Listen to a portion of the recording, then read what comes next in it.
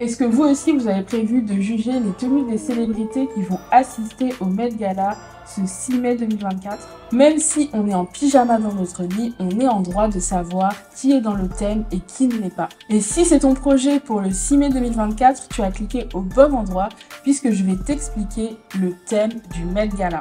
Le dress code du Met Gala est inspiré de l'exposition qui aura lieu le 10 mai au Costume Institute au Met Museum, qui est un musée à New York. Le thème de cette exposition sera Sleeping Beauty Reawakening Fashion, ou en français, les beautés endormies réveiller la mode. Quand j'ai lu ce thème, moi j'ai rien compris, mais j'ai fouillé un petit peu dans les archives pour essayer de comprendre et t'expliquer ce thème pour que tu puisses juger avec tous les éléments en ta possession. Bienvenue sur Candessi TV, je m'appelle Shanice. Aujourd'hui, on va plonger dans le thème du Met Gala. Est-ce que c'est un pic à Kim Kardashian qui avait porté la robe de Marilyn Monroe pendant le Met Gala 2022? Ou encore, est-ce qu'on aura droit à des invités habillés entièrement en princesse Disney, vu le thème qui s'appelle les beautés endormies, qu'on pourrait aussi traduire en la Belle au bois dormant?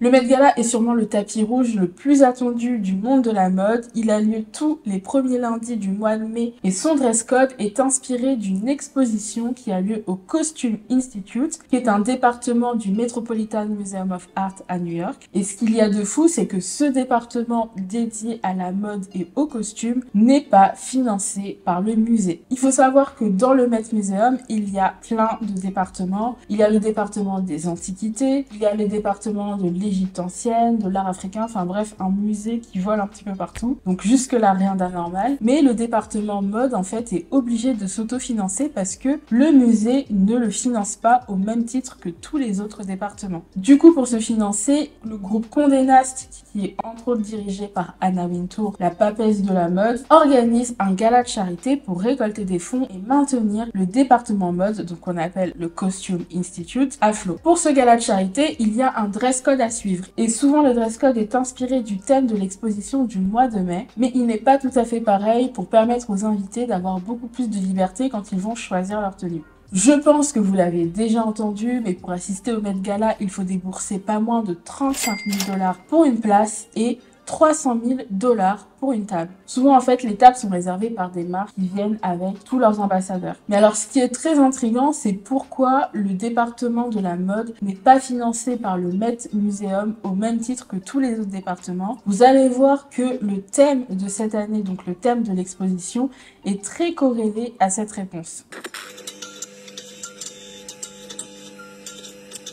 En mai 2023, Andrew Bolton, qui est le conservateur en chef du Costume Institute, a entendu quelqu'un demander à une petite fille d'arrêter de toucher les pièces de la collection de 2023 de Karl Lagerfeld, A Land of Beauty. Et là, il a eu une épiphanie, il a eu l'idée du thème de l'exposition de l'année d'après, donc de mai 2024. Parce que oui, c'est Andrew Bolton, le conservateur en chef du Costume Institute, qui choisit le thème de l'exposition du mois de mai. Et l'exposition aura donc lieu de mai à septembre. Donc il a choisi le thème Sleeping Beauties Reawakening Fashion. Vous allez comprendre pourquoi. Donc les beautés endormies ou la Belle au bois dormant réveiller la mode. Et quand on entend ça, on pense, enfin moi j'ai pensé à Disney. Je me suis dit on va voir des célébrités habillées en princesse Disney, en Belle au bois dormant, mais en fait pas du tout. En réalité, l'exposition explorera en profondeur la notion de conservation de pièces si fragiles qu'elles ne peuvent parfois être portées qu'une seule fois. Dit comme ça a l'air un peu abstrait, mais vous allez bien comprendre par la suite. En fait, le but du Costume Institute, c'est de préserver plusieurs pièces qui sont soit des dons, qui sont soit des acquisitions. Et pour préserver ces pièces, ils ont besoin de énormément de conservateurs d'art. Oui, je dis conservateurs d'art parce que vous l'aurez compris, si le Costume Institute n'est pas financé par le Met Museum, c'est parce que la mode n'est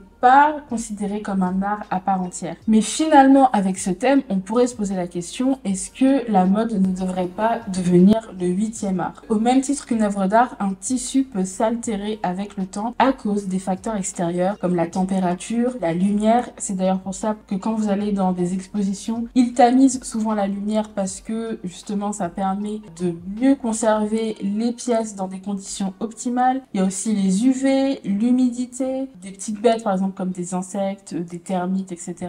qui peuvent altérer la qualité d'un tissu. Et les conservateurs sont là pour faire en sorte que les tissus tiennent le plus longtemps possible. Alors pourquoi autant de tissus sont très fragiles et sont très sujets aux facteurs extérieurs pour leur maintien? Eh bien c'est parce que beaucoup de pièces historiques étaient faites dans des matières organiques avec des fibres naturelles comme le coton, la laine, la soie. Prenez par exemple la robe de Marilyn Monroe portée par Kim Kardashian au Met Gala 2022. Cette robe a été acquise par le musée Replace Believe It or Not pour la modique somme de 4,8 milliards de dollars. Rien que ça en fait la robe la plus chère du monde. Et pourtant, cette robe était très fragile puisque le tissu était très fin et pourtant la robe n'avait que 60 ans. Alors imaginez maintenant des robes qui datent du 17e, du 16e ou même du 15e siècle qui sont très rarement justement exposées dû au fait qu'elles sont très fragiles. Pour revenir à la robe de Marilyn Monroe, elle devait être maintenue dans des conditions optimales, à une certaine température, à une certaine humidité pour éviter que la robe ne s'abîme trop. Le seul problème, c'est que le musée a eu la bonne idée de prêter cette robe à Kim Kardashian pour le Met Gala 2022. Et bien que Kim n'ait porté la robe que pendant la montée des marches, donc pendant qu'elle marchait sur le tapis rouge et pas au dîner par la suite, où elle a porté une réplique de la robe, et bien la robe s'est abîmée, il y a eu des fils qui sont tombés, du perlage qui est tombé, puisque le tissu aussi était très fin et en plus la robe n'était pas forcément à la taille de Kim Kardashian. Donc bien évidemment ça a fait polémique et encore plus auprès des conservateurs d'art et surtout aussi du dessinateur de la robe, Bob Mackie. Beaucoup ont dit que le thème de cette année 2024 était un pied de nez à Kim Kardashian pour lui rappeler que certaines pièces historiques doivent être conservées et ne peuvent être reportées parce que Marilyn Monroe a porté cette robe une seule fois. Et donc pour revenir à l'exposition, en fait elle essaye de mettre en lumière des pièces d'archives qui souvent ne sont pas exposées parce qu'elles sont beaucoup trop fragiles et cette fois-ci dans l'exposition elles pourront être mises en lumière. Alors certaines pièces sont si fragiles qu'elles ne pourront pas être exposées sur des mannequins, elles seront mises dans des vitrines à plat. C'est ce que Andrew Bolton appelle les cercueils. Et donc c'est pour ça que le thème s'appelle Sleeping Beauties parce que c'est les beautés endormies. Ce sont souvent des pièces d'archives qui n'ont jamais été sorties. Andrew Bolton et son équipe ont sélectionné parmi les 33 000 pièces du Costume Institute 250 pièces qui pouvaient faire partie du thème. En réalité, moi je pense que c'est pas du tout un shade qui a été envoyé à Kim Kardashian. Je pense au contraire que le fait qu'elle ait porté cette robe, même si en vrai elle a été abîmée, ça a remis en lumière un moment historique, le moment où Marilyn Monroe a chanté Happy Birthday to You au président John Kennedy. Si vous connaissez pas l'histoire, j'ai fait une vidéo dessus que vous pourrez aller voir juste après celle-là. Je la mettrai en barre d'infos. Donc bref, ça a fait finalement revivre une pièce d'archive. Et je pense que c'est exactement ce que a voulu faire Andrew Bolton, puisque parfois quand on va dans des musées, il y a une certaine distance entre les pièces, entre les œuvres d'art et le public. Comme c'est interdit de toucher, souvent il y a des vitres qui séparent le public et l'œuvre d'art. Donc là, dans notre cas, des pièces historiques. Et bien Andrew Bolton, il a essayé de recréer une expérience complètement immersive. Tous les sens seront mis en éveil. L'odorat, puisqu'il va diffuser des odeurs en rapport au tissu. Il va aussi diffuser des bruits dans certaines pièces comme le bruit de la soie. Bref, il essaye de rendre un petit peu plus accessible des pièces qui non seulement sont très historiques et donc qui ne sont presque jamais sorties et qui sont justement mises dans ces cercueils-là. Ces cercueils seront exposés à la vue du public, mais en plus de ça, ils ne vont pas exposer que des pièces qui datent du 17e ou du 16e siècle. Ce sera une collection de pièces qui s'étendra sur 4 siècles parce que la mode est un éternel recommencement. Les créateurs contemporains s'inspirent bien évidemment des créateurs historiques. Ce qui sera surtout mis en avant pendant cette exposition, ce sera aussi l'utilisation justement de matières naturelles. Et pour ça, Andrew Bolton et son équipe ont divisé l'exposition en 3 zones. Il y aura la zone terre, la zone mer et la zone ciel. Pour vous donner un exemple, dans l'exposition dans la zone mer, on pourra retrouver des pièces faites entièrement de coquillages. Une fois que tout ça est dit, on a beaucoup plus de contexte pour comprendre le dress code du Met Gala qui est les Jardins du Temps. Vous me direz Shanice, mais quel est le rapport entre le thème du Costume Institute et le dress code à suivre pour le Met Gala? On commence à s'y perdre. Eh bien, pour comprendre tout ça, il faut que je vous parle d'une nouvelle écrite par James Graham Ballard en 1962 qui s'appelle justement Les Jardins du Temps.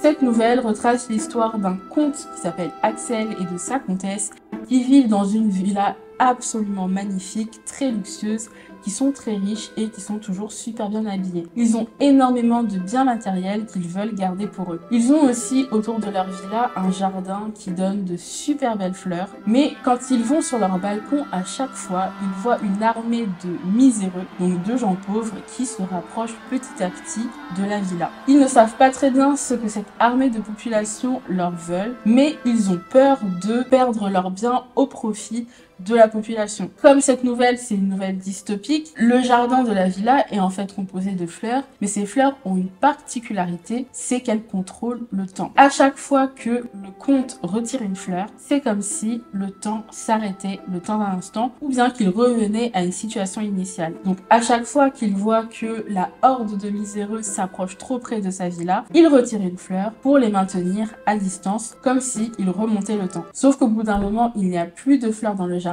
et au moment de retirer la dernière fleur du jardin, eh bien, le comte et la comtesse se transforment en deux grandes statues et finalement, la population arrive à pénétrer le jardin et donc la villa. Cette histoire peut être interprétée de différentes manières. Une des manières de la voir, c'est comme une lutte des classes entre les riches qui veulent préserver leurs biens et les pauvres qui veulent accéder à ces biens coûte que coûte. Mais pour préserver leurs biens, les personnes riches font souvent du tort à la nature. Donc là, dans ce cas de la nouvelle, le comte arrache des fleurs de son jardin pour figer le temps. Finalement, le fait que le comte dégrade la nature va le conduire à sa perte. Et donc les deuxièmes notions, c'est les notions de nature et de temps qui sont très importantes pour le dress code du Met Gala. C'est finalement une représentation de notre société où nous essayons de maîtriser le temps par l'argent, de dégrader la nature pour notre bien-être, mais plus globalement, cette nouvelle fait référence au concept de la beauté éphémère. Et on peut connecter tout ça avec le thème de l'exposition, puisque les conservateurs d'art du Costume Institute essayent de préserver justement des pièces historiques, de les figer dans le temps pour éviter qu'elles ne s'abîment. Alors que finalement, au travers de cette nouvelle, on comprend que même avec l'argent, on ne peut pas stopper notre avancée vers la mort. Et finalement, est-ce que les pièces du Costume Institute pourront être préservées à vie? Ce n'est pas dit. Par exemple, sera exposée une robe très ancienne du couturier qu'on appelle aussi le père de la haute couture, Charles Frederick Worth, mais cette robe est tellement fragile qu'elle ne peut même pas être exposée dans les cercueils. Donc vous savez, les vitrines où les pièces sont exposées à plat. Elle sera projetée grâce à une intelligence artificielle dans une pièce. Bon, la vraie question c'est qu'est-ce que les célébrités vont porter lors du Met Gala? C'est ce qu'on va voir tout de suite. Mais avant ça, n'hésite pas à t'abonner si tu aimes mon travail, si tu aimes mes vidéos. Ça peut énormément m'aider et ça me fait énormément plaisir. Les invités du Met Gala sont triés sur le volet par Anna Wintour. Alors, je ne sais pas si c'est elle qui fait la liste des invités ou si ce sont ses assistantes, mais en tout cas, c'est elle qui a le dernier mot pour savoir qui aura le privilège d'assister à ce gala de charité. Pour le 6 mai 2024, les présentateurs seront Bad Bunny, Jennifer Lopez, Chris Hemsworth et Zendaya. Alors moi j'ai hâte de voir les tenues de Jennifer Lopez et de Zendaya. Aussi peut-être de Bad Bunny parce qu'il pourrait venir en Jacquemus étant donné que il a fait plusieurs campagnes pour Jacquemus et lors du Met Gala 2023, il était venu en Jacquemus. Mais j'ai hâte de voir Zendaya parce que en 2023, elle n'était pas venue et elle a toujours des tenues incroyables, imaginées par les créateurs et surtout par son styliste Low Roach. Bref, revenons-en au thème. À quoi on peut s'attendre sur le tapis rouge? Alors je pense qu'il y a plusieurs notions que les invités pourront explorer. Notamment, il y a la notion de nature, puisque l'exposition se déroule entre terre, mer et ciel, comme je vous l'ai dit. Donc ils pourront faire des références à la nature. Ça pourra passer par des motifs floraux, soit des fleurs en relief, des fleurs dans les cheveux, des fleurs en maquillage. Il y a plusieurs collections qui peuvent faire penser justement aux fleurs. Évidemment, Christian Dior qui adorait les fleurs. D'ailleurs, l'exposition exposera la robe Vénus, qui est une robe avec un jupon avec des pétales. Il y a aussi Simone Rocha pour Jean-Paul Gaultier, donc la collection haute couture, qui avait énormément de fleurs aussi. Il y a du Alexander McQueen, Giambattista Valli, enfin bref, les fleurs, c'est pas ce qui manque dans la mode. Valentino, enfin bref, il y a énormément de choses à faire. Moi, je trouverais ça dommage de s'orienter uniquement vers les fleurs, étant donné que déjà dans le thème de l'année dernière, il y avait énormément de personnes qui étaient venues avec des fleurs, puisque le thème c'était Karl Lagerfeld, Line of Beauty, et Karl Lagerfeld était le directeur artistique de chez Chanel, dont l'emblème était la camélia. Donc les fleurs, je pense qu'on en a assez vu. Qu'est-ce qu'on peut voir encore d'autre? Vu que le thème, les jardins du temps, fait aussi référence à la nature, aux éléments de la nature qu'on doit préserver. Ils pourront utiliser d'autres éléments de la nature, l'herbe, le bois, les plumes pour faire référence du coup à la zone ciel, des coquillages comme cette robe Alexander McQueen. Bref, il y a tout un tas de choses qui peuvent être explorées et si tout le monde vient avec des fleurs, c'est que vraiment, ils n'ont pas fait énormément d'efforts. Ensuite, comme on l'a vu dans la nouvelle, il y a la notion du temps qui doit être figée par des pièces historiques qu'on essaye de garder le plus intact possible. Donc, ils pourront faire référence en fait au temps, soit en portant par exemple des robes trompe-l'œil avec des horloges, soit peut-être en faisant un happening d'une robe qui se dégrade au fil du tapis rouge. Vous savez, il y a souvent des célébrités qui changent de tenue tout au long de la montée des marches. Il y a la notion du temps, mais aussi la notion de pièces d'archives, de pièces très fragiles. Donc, est-ce qu'il y aura des gens qui vont prendre justement des pièces d'archives, qui vont oser porter des pièces qui sont très fragiles et qui ne doivent normalement pas être portées pour des représentations? À voir. Une alternative à ça serait d'upcycler des pièces, justement, d'essayer de les restaurer ou de faire des reconstitutions. Mais ce que je trouve très intéressant, c'est qu'aujourd'hui, il y a l'intelligence artificielle et moi, je vois bien un happening un peu inspiré du coup de l'exposition où je vous avais dit qu'il y a une pièce de Charles Frederick Worth qui est projetée dans une des salles grâce à l'IA. Pourquoi pas avoir une célébrité qui arrive avec un écran, je sais pas, entouré d'écran, avec une recréation d'une robe qui ne peut pas être portée telle quelle parce que trop fragile, mais qui serait reconstituée à travers l'écran. Ça pourrait être pas mal. Je devrais être consultante pour certaines célébrités. Je sais pas si des gens iront jusque là, mais je trouve que ça colle parfaitement au thème dystopique du coup de la nouvelle que je vous ai raconté de James Graham Ballard, puisque c'est une nouvelle qui est futuriste, dystopique, où t'as des fleurs qui figent le temps, donc là pourquoi pas avoir un écran, enfin je vois trop des trucs comme ça. Franchement le thème est tellement vaste et assez philosophique, il y a énormément de choses à faire par rapport au côté éphémère aussi de la beauté. Bref, j'ai hâte de voir ce qui va se faire sur le tapis rouge. Dites-moi vous, quelle est la célébrité que vous attendez le plus? Il se dit qu'il y aura Blake Lively aussi, qui est pour moi l'une des reines du Met Gala, Rihanna, je crois. Évidemment, j'ai envie de voir Zendaya, comme je vous l'ai dit. Apparemment, la tenue de Zendaya n'était pas encore prête, je crois, une semaine avant le Met Gala, donc à l'heure où j'enregistre cette vidéo. Étant donné qu'elle a fait la tournée des promotions pour son film Dune et pour son film Challengers, donc peut-être qu'elle a pas trop eu le temps de s'occuper de tout ça, qu'elle était très occupée. Mais j'ai quand même hâte de voir et je pense qu'on va bien s'amuser, j'espère qu'il n'y aura pas que des fleurs. J'espère aussi que je vais pouvoir monter cette vidéo à temps, sinon bah tant pis. Moi malheureusement pendant le Met Gala je serai dans l'avion, je le regarderai en replay malheureusement. Je pourrais pas commenter avec vous, d'habitude je sais que c'est notre petit rituel, on se retrouve sur Instagram pour tout commenter, mais là je ne pourrais pas le faire, donc bah, vous aurez mes nouvelles sur Instagram. De toute façon, suivez-moi, c'est Cambiasi TV. Et moi, je vous retrouve plus tard pour toujours plus de mode et de pop culture. Prenez soin de vous.